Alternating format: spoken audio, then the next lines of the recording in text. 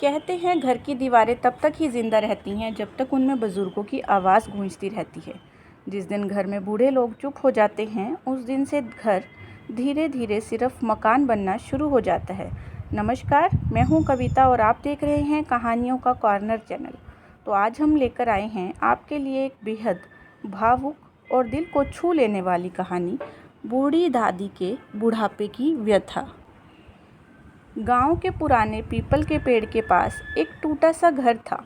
उस घर की दीवारें भले कमज़ोर थी, लेकिन कभी वहां रिश्तों की आवाज़ गूंजा करती थी। उसी घर में रहती थी बूढ़ी दादी जमुना देवी। उम्र इतनी हो चुकी थी कि अब हाथों की नसें साफ दिखाई देती थी। चलते समय लाठी कांपती थी और शायद दिल भी। दादाजी को गुज़रे 15 साल हो चुके थे। उनके जाने के बाद दादी अक्सर कहा करती थी, इंसान की असली मौत तब नहीं होती जब सांस रुकती है। असल में मौत तब होती है जब साथ चलने वाला हाथ छूट जाता है। पहले घर में रौनक थी। सुबह दादाजी रेडियो चलाते थे, दादी रसोई में गुनगुनाती थी। बरामदे में बैठकर दोनों चाय पीते और आने वाले बुढ़ापे का मजाक उड़ाते थे। लेकिन समय ने धीरे धीरे सब छीन लिया।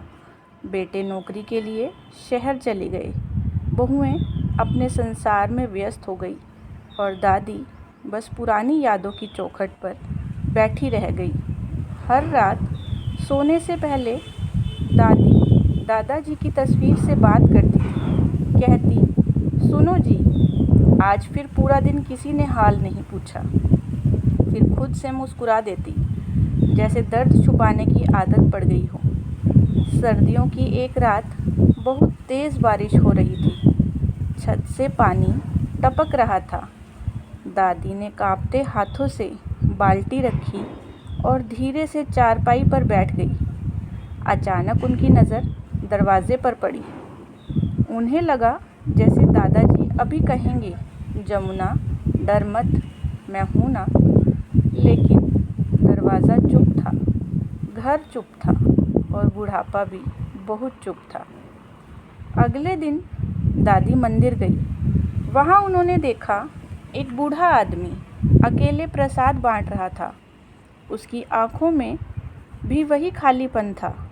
दादी ने पूछा, तुम्हारे बच्चे नहीं हैं?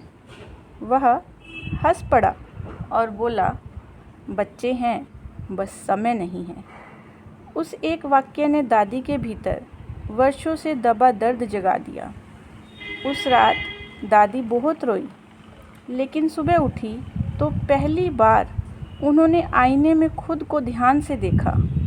उन्होंने खुद से कहा, जब तक सांस है तब तक जीवन किसी इंतज़ार का नाम नहीं होना चाहिए।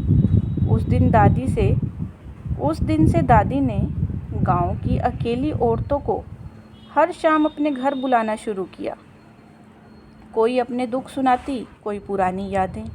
धीरे धीरे वह टूटा घर फिर इंसानी आवाज़ों से भर गया।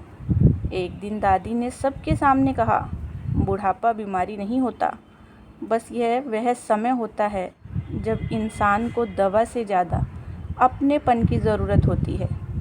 कुछ महीनों बाद शहर से बेटे आए। उन्होंने देखा जिस माँ को वो अकेली समझते थे, वह अब कई टूटे दिलों का सहारा बन चुकी थी। बड़े बेटे ने रोते हुए कहा, माँ, हम आपके साथ नहीं रहे।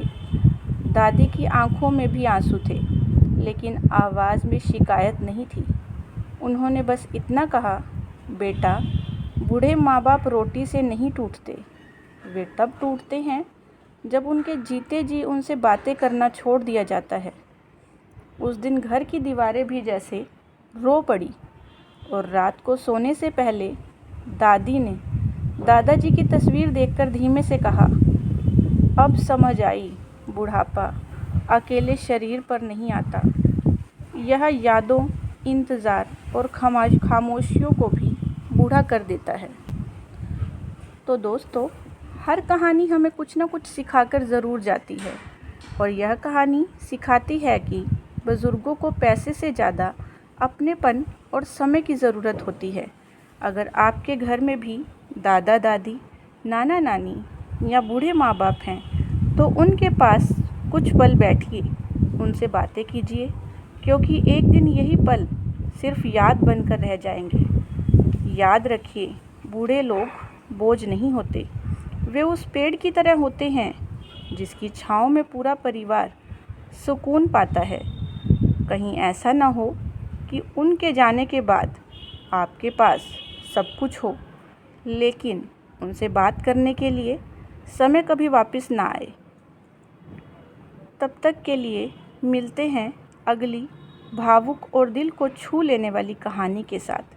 तब तक अपने रिश्तों को समय दीजिए, क्योंकि ज़िंदगी बहुत छोटी है, लेकिन अपनों की कमी उम्र भर महसूस होती है।